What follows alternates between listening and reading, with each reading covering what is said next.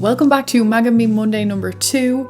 This is just a bit more lighthearted kind of updates and memes and more positive stuff. It's just a bit of fun, and the feedback I got was that you guys would appreciate having some more lighthearted stuff here and there. So this is Magami Monday. Basically, I've just collected things that I have enjoyed over the last couple of weeks. So Elon Musk shared this on X. This is extremely dangerous to democracy. You got them all in there. We found out what Barron's voice sounds like. Yes, hello, how are you? I'm in the business. It's very nice to see you. Very nice. I gave him a shout out last night. The place went crazy. He didn't Hello, how are you? It's himself. very nice. Good to see you. You too, buddy. Oh, you've never met him? No. Could we make him into a billionaire? So there you go. Now we know what he sounds like. And here's Biden on gay marriage. Granting same-sex benefits to couples. Absolutely. Do I support granting same-sex benefits? Absolutely, positively. Look, in an Obama-Biden administration, there will be absolutely no distinction from a constitutional standpoint or a legal standpoint. Would you support expanding that beyond Alaska to the rest of the nation? Well, not if it goes closer and closer towards redefining the traditional definition of marriage between one man and one woman. And unfortunately, that's sometimes where those steps lead. The top comment is, I always forget Sarah Palin is a real person and not just Tina Fey. Let's try to avoid nuance, Senator. Let me Do be you support straightforward. gay marriage? No, Barack Obama nor I support redefining from a civil side what constitutes marriage. I did love Donald Trump's response when it came to Justin Trudeau. Apparently, part of the discussion that got leaked by people who were present at the table was Trudeau was complaining about these tariffs, and Trump said, well, if you can't handle something this minor, perhaps Canada should become the 51st state of the US. And Which sent them all in their crazy land, the lefties. Yeah, and what? you can be Governor Trudeau. You can be the governor of this latest state. And then he posted a meme of himself looking supposedly at Canada, an II image. And again, that sent the leftist media into a spin. But you know what? All the hysteria, There it is. What a great shot. That's so good. None of it matters anymore. No one is listening. This was the thing I didn't used to understand about Trump when I wasn't really interested in politics. It's just that he has a good sense of humor, and he's like oftentimes joking about things. The media can't really handle that very well.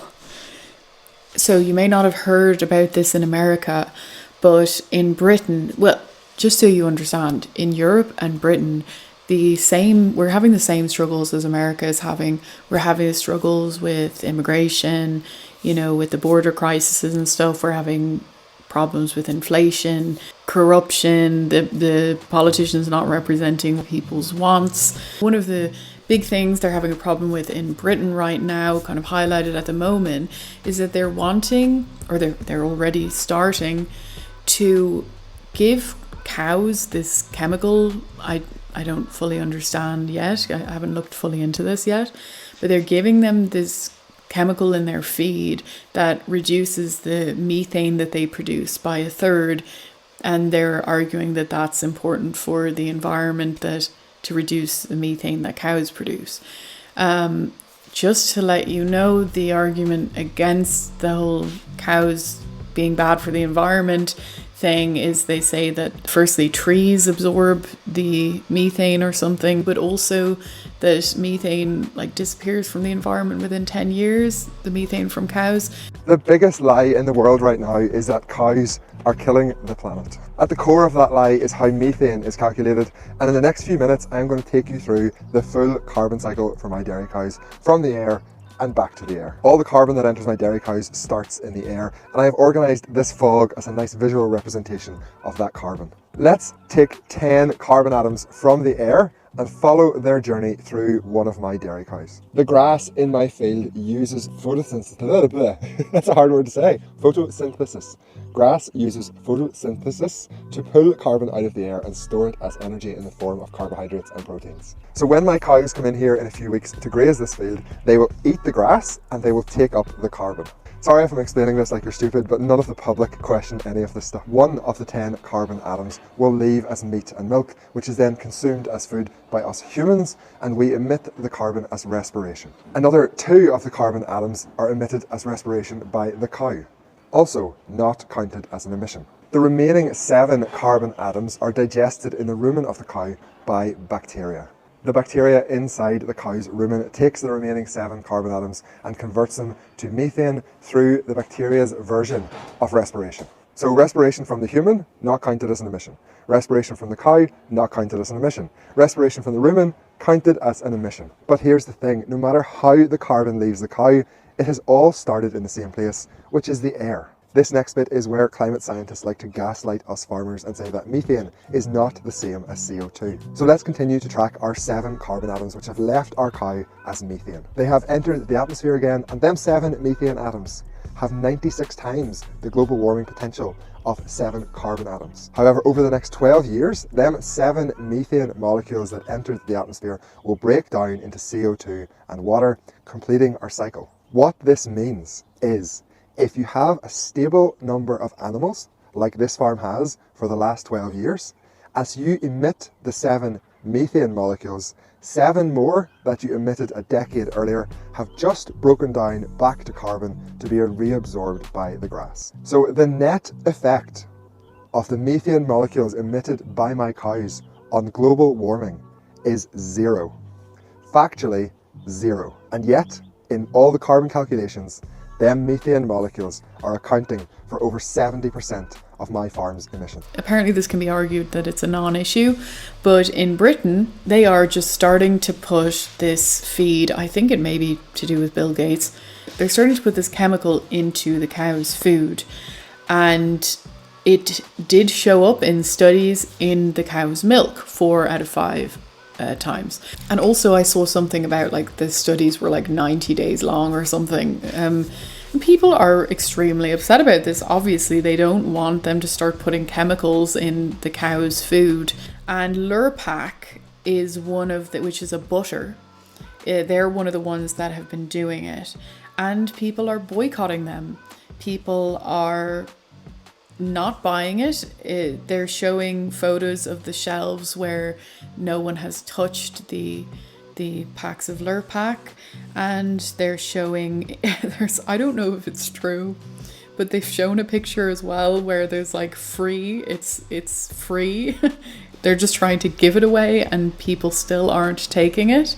So, you know, this is where people have the power. Like we do have power. The good thing about capitalism is that you can sway businesses, that businesses are dependent on you buying their product. And if they start agreeing to things that we are not okay with, we do have the choice to make a stand. And we can do that with anything, you know.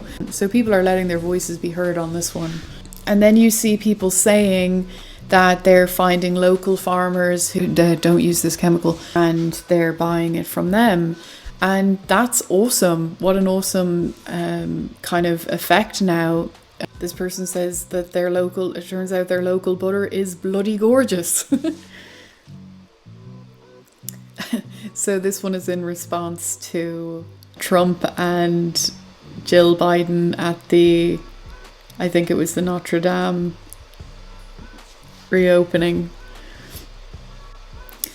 Oh, so I found this week, and I don't know if these are true, but apparently like former maids of different celebrities have said what it's like, you know, to work for them, or how the celebrities live. And there were just a couple that I took note of because these are people who were like pro-Harris during the election or whatever, and I just thought it was interesting, some of the hypocrisy or talk badly about Trump and his character when they don't even have good character themselves. So you've got George Clooney, doesn't have the best manners when it comes to talking to his employees, and he checks his liquor cabinet constantly to see that the staff haven't been drinking any of his beverages. This Bruce Springsteen one is better. Bruce Springsteen flirts with his staff members every day. He has chosen to hire mainly young women as his employees and often behaves inappropriately with them. Wrap your head around this. President Trump was impeached over wanting to look into the crimes Joe Biden just pardoned Hunter for. Yep, there's some crazy stuff going on. A cult doesn't have 77 million people. That's called a revolution. A cult has a few thousand people with blue hair and pronouns. Okay, the thing is, I don't like the blue hair thing. I dyed my hair blue when I was younger, and I can totally relate to being young and dyeing your hair and experimenting, and like, I really don't care what colour a person's hair is. I really don't. But when they call the Trump movement like a cult, it's just ridiculous. The way that Biden got called out on X for his old post, "No one is above the law." On December 1st, 2024, President Joe Biden pardoned his son, Hunter Biden, for crimes covering nearly 11 years of offences against the United States, which he has committed or may have committed or taken part in during the period from January 1st, 2014 through December 1st, 2024. Ooh, this old post from Vivek Ramswamy in June of this year, where he said, "The Hunter Biden trial is a smokescreen. It's designed to make the prosecution of Trump appear nonpartisan, yet the outcome of the Hunter trial doesn't matter because Joe Biden can and will pardon him. The trial's timing is no coincidence. Right after the Trump conviction, sorry, I can't actually see the rest of the post. But yeah, like, he absolutely called it.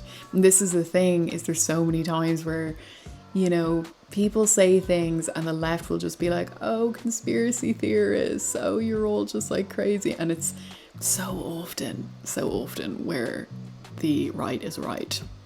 It's transitory inflation. Afghanistan was a success. The border is secure. Robert Hur lied. Biden is fine. Those videos are cheap fakes. Biden had jet lag. Biden had a cold. Biden isn't going to be replaced. Biden isn't going to pardon Hunter. It is crazy. But you know what? The reason it's more crazy nowadays, because like, people were aware of it before, but it's so highlighted now because Trump kind of came in and called it out for what it was and didn't act like a typical politician. He kind of changed the whole game up, and that's what exposes them so much nowadays, is that, you know, before it was just kind of like all politicians they talked well, but they didn't really act well. Now you've got someone who's actually like shaking things up and who just makes them look bad, you know. Sharon Stone. Trump won because of uneducated Americans who don't travel abroad. Well, I am abroad, so I wonder what her explanation for me is. And many of my family and many of my friends and acquaintances, how does she explain them? But like, celebrities are just so out of touch. Elon Musk, perfect logic to make election fraud unprovable. Showing an ID to vote, showing a vaccine passport just to leave your house. Crazy. Well, it turns out I didn't get that many memes the last couple of weeks. I'll have to do a better job looking out for more of them this week. I hope you at least enjoyed some of these updates because they're a little bit more lighthearted. If anybody wants to, follow me on X, because maybe you can like tag me in some good posts for these videos. Anyway, thank you very much for watching. See you next time.